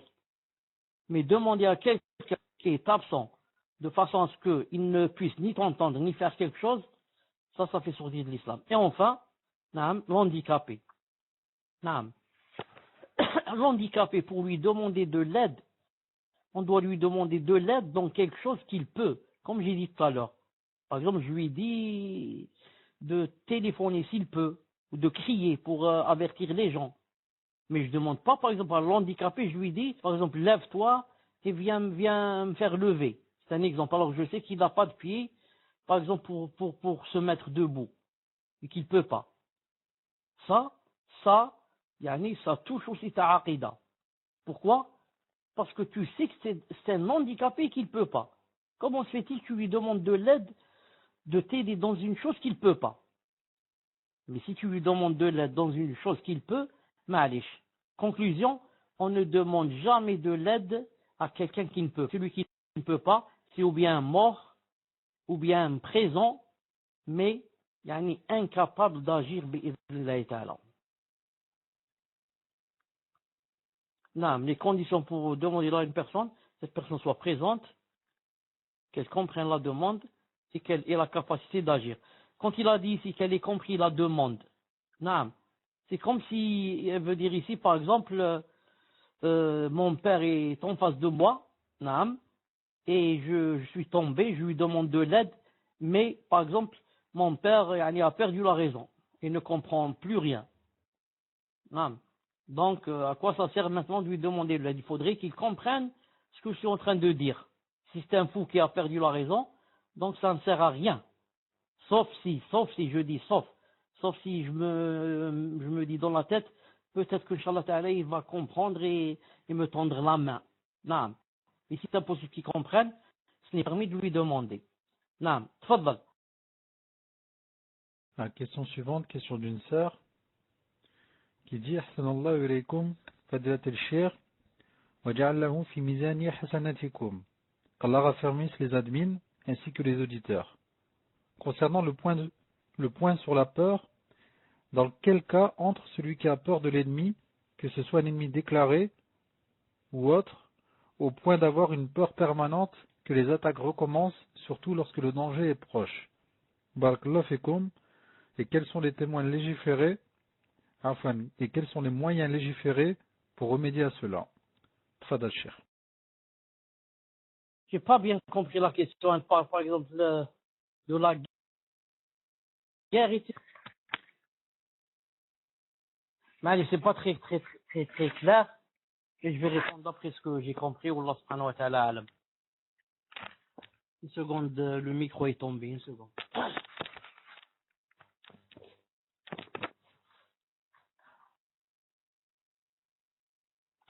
هل فيه صوت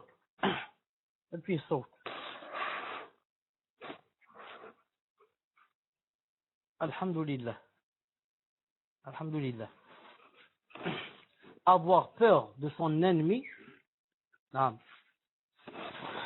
si par exemple, c'est n'importe quel cas où l'agresseur est proche, peut recommencer, etc. Avoir peur d'un ennemi, d'un agresseur, d'un voleur, d'un gang de mafia, tout ça, ça rentre dans la peur naturelle. Par contre, si c'est par exemple dans la guerre, une guerre sainte par exemple, la personne n'a pas le droit d'avoir peur de l'ennemi si l'ennemi n'est pas par exemple en nombre plus grand de 2 fois et plus, ou alors si l'ennemi a par exemple, les mêmes armes que nous. Maintenant, si l'ennemi, par exemple, a des armes nucléaires, et toi, tu as des revolvers et des je ne sais quoi. Non. C'est pour ça que Cheikh Ben Uthaymin, rahimahullah ta'ala, il dit cette phrase. Il dit, si quelqu'un dit, on devrait combattre la Russie, les États-Unis, et j'ai oublié un troisième pays. Le troisième pays, je ne sais pas s'il a dit la France ou pas, mais les États-Unis et la Russie, je me souviens très bien. Il a dit, si quelqu'un dit, on devrait combattre la Russie de nos jours et les États-Unis, je ne sais pas quel troisième pays qu'il a cité, il a dit, ça c'est du humq. Humq. Vous savez que ça veut dire humq, ahmaq. C'est un idiot, celui qui dit comme ça. C'est un idiot, c'est un ignorant. Il a dit comme ça, c'est un ignorant. Il a dit, tu vas combattre les États-Unis et la Russie, avec quoi? Il a dit, les armes que tu as, par rapport aux armes qu'ils ont, ce sont des couteaux. Il a dit, c'est comme si tu as des couteaux et quelqu'un est en face de toi avec des chars et des fusées ou je ne sais quoi. Et toi, tu as des couteaux. Imagine quelqu'un en face de toi avec qui monte dans un char et qui vient en face de toi. Et toi, comment on fait maintenant en Palestine? Tu prends des cailloux et tu jettes sur le char. Il a dit, ça, c'est de la folie.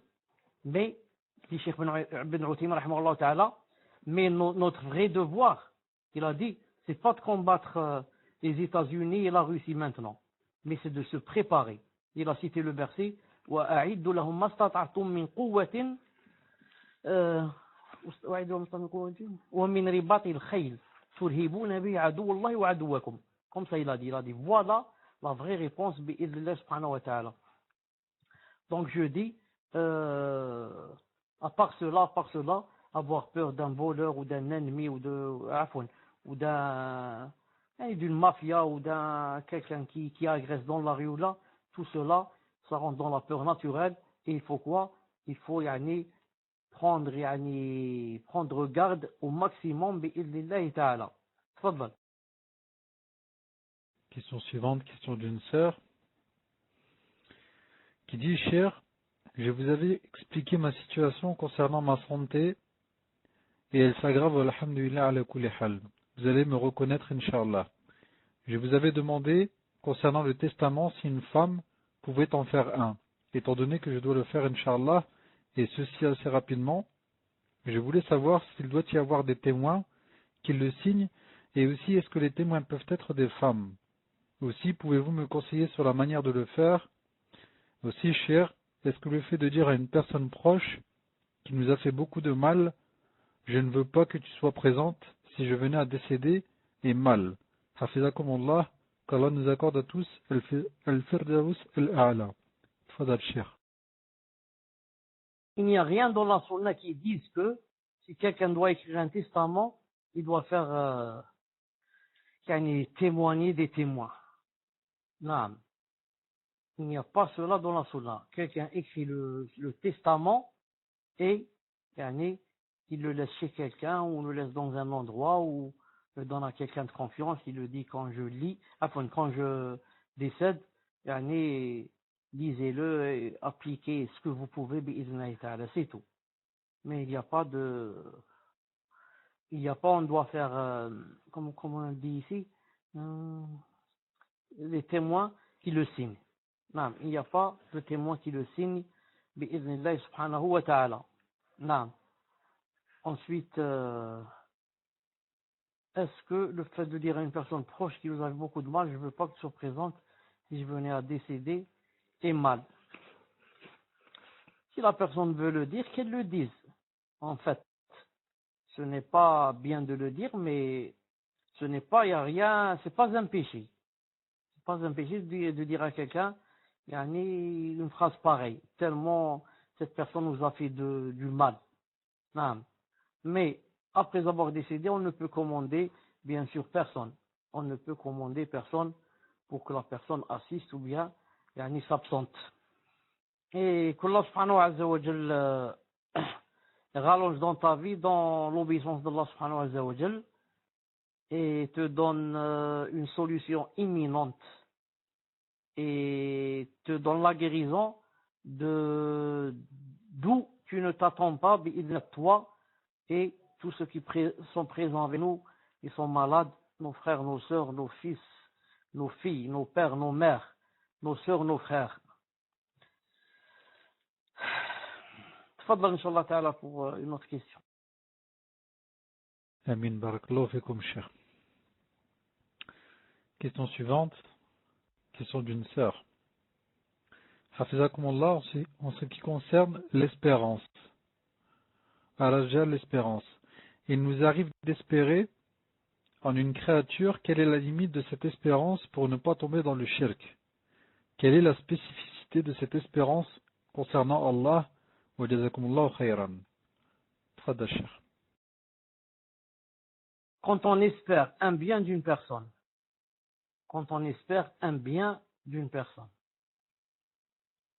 Naam, ahsanallah ilayka Ibrahim Abou Fouzan. Voilà le verset qu'a cité Ibn Uthaymin rahimahullah.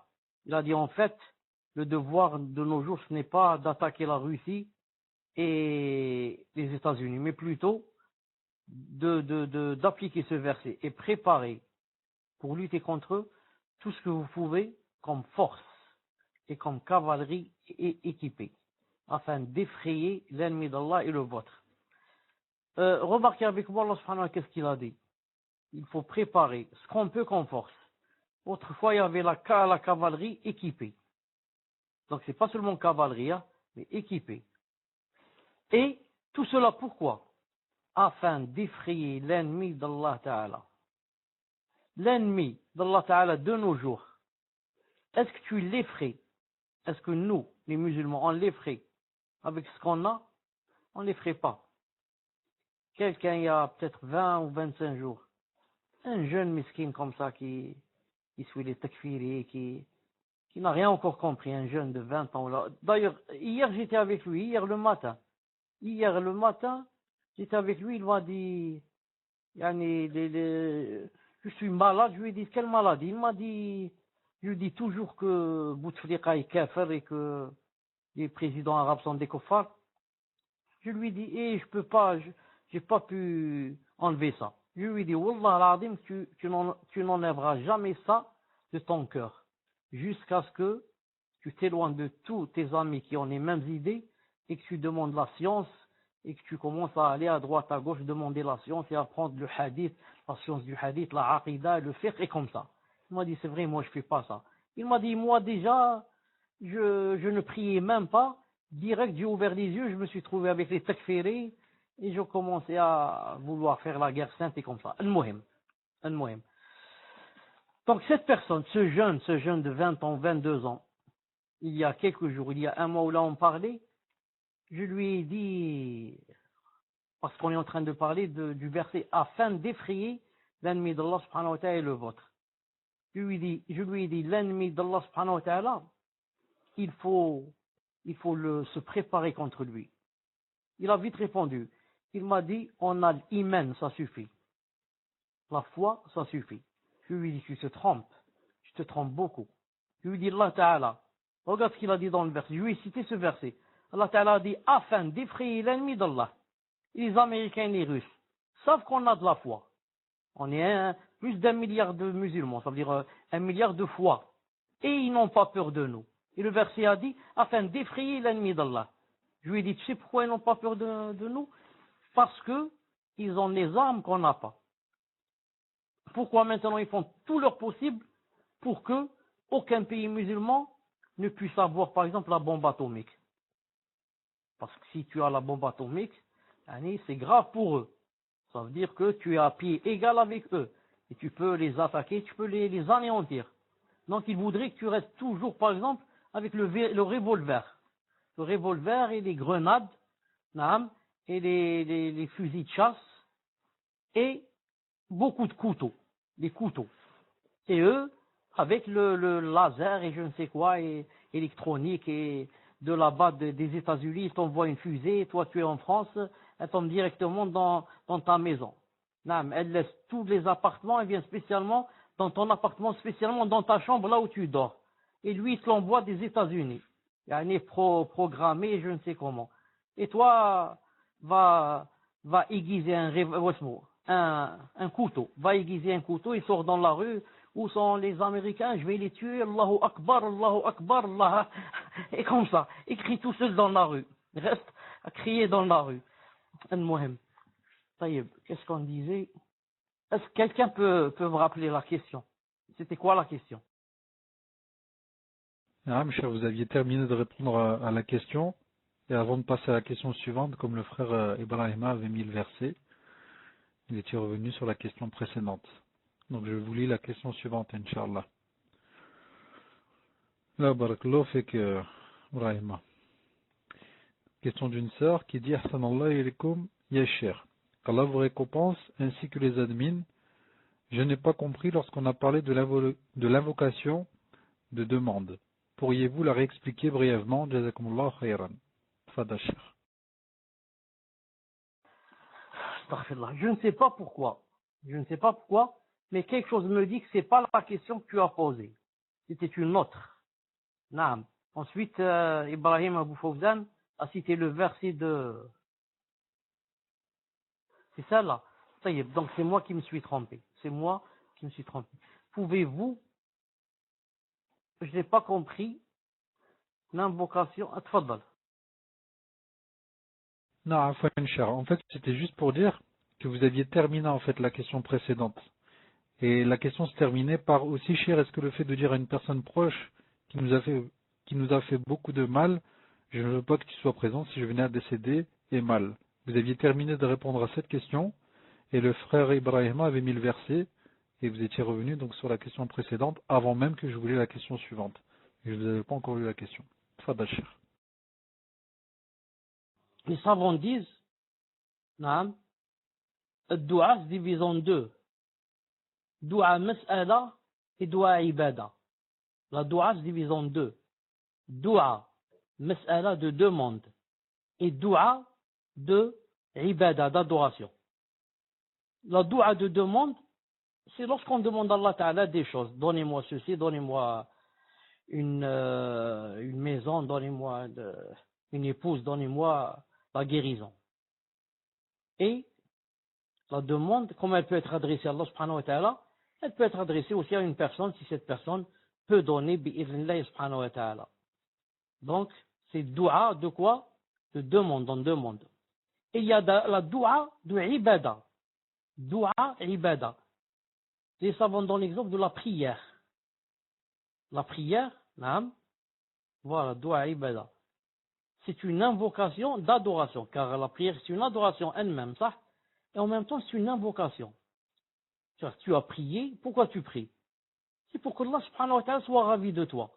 Donc tu as demandé le ravissement en faisant cette adoration. Et tu as demandé aussi qu'il t'éloigne l'enfer de toi. C'est pour ça que tu as prié. Et tu as demandé aussi, même si tu ne le dis pas avec ta bouche, mais cette invocation, yani, contient cette chose. Tu lui demandes aussi, tu es en train de lui demander yani, que yani, il accepte par exemple ton repentir, qu'il t'efface les péchés que tu as fait autrefois.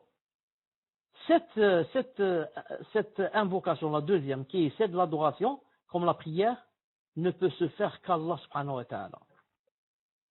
Donc, il y a des invocations de demande et des invocations d'adoration. Invocation de demande, c'est permis pour Allah et pour les créatures. Et invocation d'adoration, comme la salat, c'est seulement pour Allah subhanahu wa ta'ala. Tfadal. Question suivante, question d'une sœur. Une femme est seule avec ses enfants. Dans la hijra, elle éprouve des difficultés. Doit-elle se remarier même si elle est possédée par un djinn qui a pu causer ces divorces et malgré la fitna que cela va causer auprès de sa famille à cause de ces divorces, que lui conseillez-vous? Barakallahu fikum. Tfadal Cheikh. Je lui conseille de faire des ruqya et en même temps de chercher le mariage à condition de dire aux futurs prétendants que voilà ce que j'ai, voilà ce que j'ai. Naam.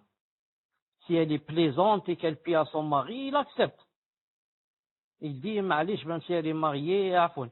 même s'il y a des djinns, etc., je l'accepte et je vais la seconder dans yani, le fait qu'elle fasse les ruqya, ou bien c'est moi qui vais lui faire les ruqya, ou bien je vais l'emmener chez quelqu'un, ou bien c'est comme ça. Mais à condition que quoi? Elle doit ne pas cacher. Si elle se cache, qu'elle se marie, elle a fait un péché et un grand péché. Mais si elle dit voilà ce que j'ai, naam, et si tu acceptes comme ça, yani, il faut assumer, il dit j'assume et j'accepte, il n'y a aucun mal, bi'idhnillah subhanahu wa ta'ala. Et entre-temps, le temps qu'elle trouve un mari, elle fait des ruqya. Et dans la hijra ou bien pas dans la hijra, il n'y a pas comme le mariage. Naam. Pour une femme, il n'y a pas comme être avec un homme halal, et pour un homme, il n'y a pas comme être avec une femme halal. C'est très difficile pour l'homme de vivre seul et la femme de vivre seule. Pourquoi? C'est la moitié l'un de l'autre, l'un est moitié de l'autre. Ils se complètent. Ce n'est pas seulement pour les choses intimes, dans toutes choses. La femme ne peut pas seule, l'homme ne peut pas seul. Il y a des choses que l'homme ne peut pas faire. C'est la spécialité de la femme.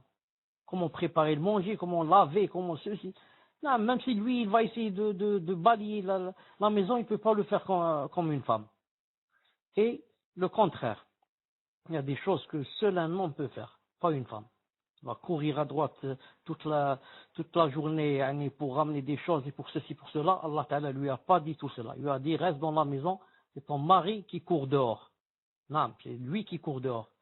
Mais maintenant que les gens ont inversé les choses, la femme fait ce que l'homme doit faire et l'homme fait ce que la femme doit faire, tout est sens dessus-dessous, donc tout s'est mélangé. Alhamdoulilah, chez les musulmans, ça ne se mélange pas. L'islam est clair et a montré à chacun ses prérogatives. Naam. Chacun sait et voilà ce qu'il doit faire. Mais chez les kuffars et chez ceux qui n'ont pas de dîme, qui n'ont rien, qui vivent comme les animaux, la femme c'est un homme et l'homme c'est la femme. Qu'Allah Ta'ala nous protège. Tfaddal. Cher, vous avez dit comme les animaux, et même les animaux, ils ont des règles. Des règles, et ils savent ce que fait le mâle et ce que fait la femelle. Même eux, ils sont plus clairs que les kuffars. Question suivante, question d'un frère. Naam, Allah Ta'ala cite dans un verset où il a dit que ils sont plus égarés que les animaux. Une seconde, je cite le verset, une seconde. بل هم أضل, comme il a dit, لهم قلوب لا يفقهون بها ولهم أعين لا يبصرون بها ولهم آذان لا يسمعون بها أولئك كالأنعام بل هم أضل. Une seconde. Quel an'am, je vais écrire seulement quel an'am. Une seconde. Quel an'am بل هم أضل. Une seconde, vous allez voir.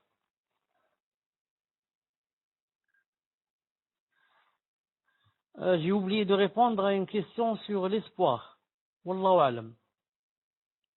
Je pense que cette question, elle a été posée, ensuite Muslim peut-être l'a oubliée. Wallahu alam. Wallahu alam. Une seconde. بل هم أضل. بل هم أضل.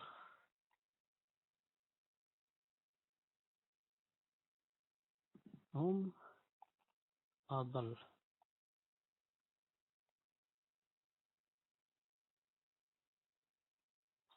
Regardez ce verset, barakallahu fikum. Regardez ce verset. Al-A'raf 179.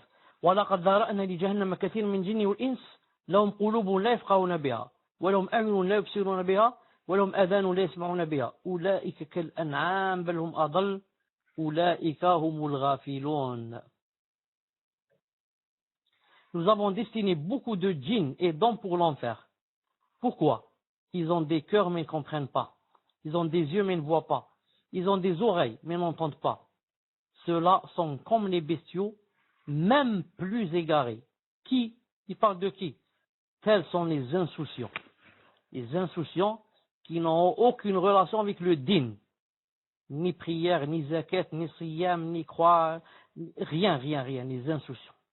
Donc, nous avons destiné beaucoup de djinns et dons pour l'enfer. Donc, l'enfer ne contient pas seulement les êtres humains. aussi les djinns. Pourquoi, ya Rabbi, qu'est-ce qu'ils ont fait? Ils ont des cœurs, mais ils ne comprennent pas. Je leur ai donné des cœurs, mais ils les ont pas employés pour comprendre la vérité et comprendre que je les ai créés pour qu'ils m'adorent. Ils ont des cœurs seulement pour les sentiments et pour je ne sais quoi, le haram et pour je ne sais quoi.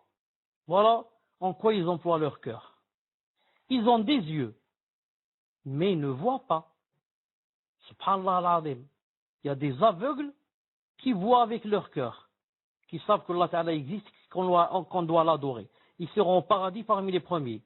Et il y a des voyants qui ont des yeux, mais ils ne voient pas. Qu'est-ce qu'ils ne voient pas? Ils ne voient pas les arbres, ils ne voient pas les voitures. Ils ne voient pas la vérité. Naam, tu lui dis voilà la vérité, ils ne la voient pas.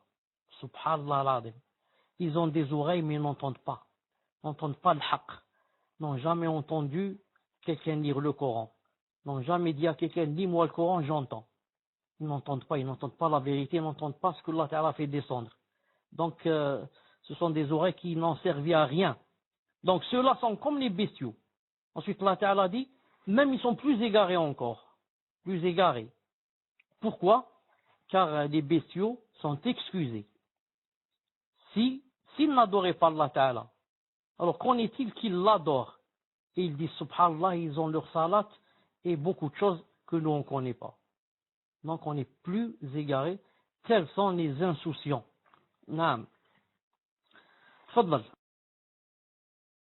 Naam, cher, donc on est arrivé à la fin des questions et la question à laquelle vous n'auriez pas répondu sur l'espérance, wallahu alam, c'est celle que je vous relis. Hafizakumullah, en ce qui concerne l'espérance, il nous arrive d'espérer en une créature. Quelle est la limite de cette espérance pour ne pas tomber dans le shirk? Quelle est la spécificité de cette espérance concernant Allah? Wallahu alam, c'était cette question. Fadal Cheikh. J'avais répondu à cette question. Ibrahim a mis. Alhamdoulilah, ça a été utile le verset qu'il a mis parce que, Inch'Allah Ta'ala, que ça a donné des fawaïd. Al-Muhim, espérer en une personne, ou plutôt je commence par l'espérance en Allah Subhanahu wa Ta'ala. L'espérance en Allah Subhanahu wa Ta'ala, il faut espérer en Allah Subhanahu wa Ta'ala. Et il faut espérer, yani, la rencontre d'Allah Subhanahu wa Ta'ala. C'est pour ça que Allah Ta'ala a critiqué certains gens, en disant d'eux que la yarjuna liqa'ana, ceux qui n'espèrent pas nous rencontrer. Une seconde, je vais écrire ce verset, une seconde, Coran, Naya, arabe, la yarjuna liqa'ana, une seconde. Vous allez voir quelque chose avec moi, une seconde.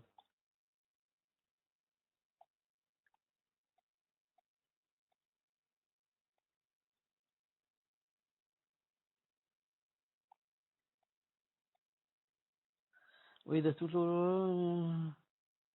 Voilà, celui-là, ce verset. إن الذين لا يرجون لقاءنا ورضوا بالحياة الدنيا واطمأنوا بها والذين هم عن آياتنا غافلون.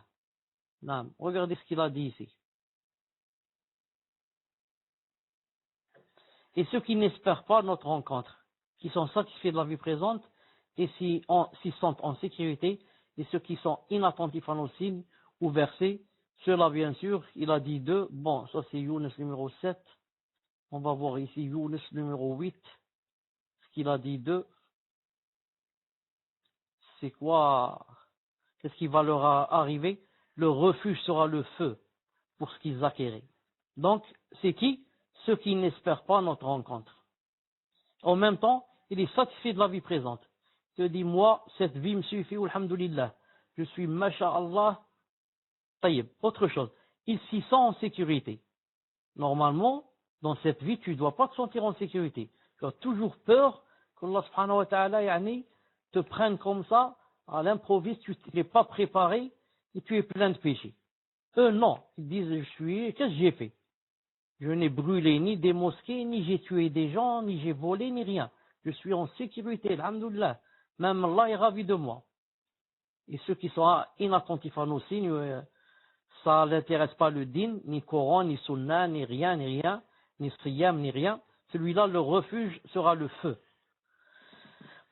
Donc, par rapport à Allah subhanahu wa ta'ala, il faut espérer sa rencontre pour ne pas faire partie des gens qui sont cités dans ce verset de Yunus numéro 7.